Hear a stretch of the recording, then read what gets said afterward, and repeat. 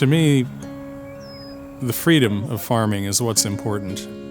To be able to make your own decisions and do things that affect your family in a positive way, and even your community. To be a part of something bigger than yourself. My grandfather came over from Germany in 1888, and he settled south of Lincoln. He was killed in a farm accident in 1930.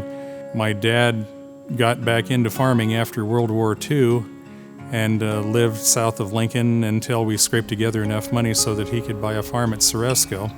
We moved there in 1967, and we stayed there until 2017. Both in Germany and Denmark in the United States, my family's been involved in agriculture for probably 1,000 years. The last 4 years, we farmed up at Ceresco. We had just barely enough to live on after we paid our taxes and serviced our debt load.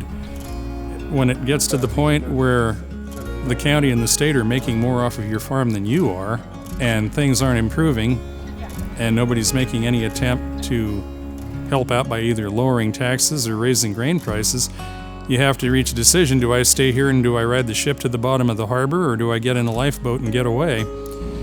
We checked the taxes for comparable land, and it's hard to believe, but every state on property taxes on farmland, every other state was lower than Nebraska by a substantial margin.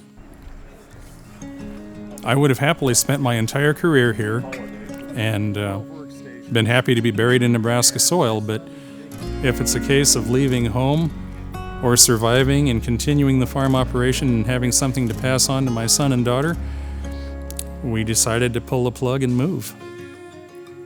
We survived floods, we survived range fires, we survived the 30s.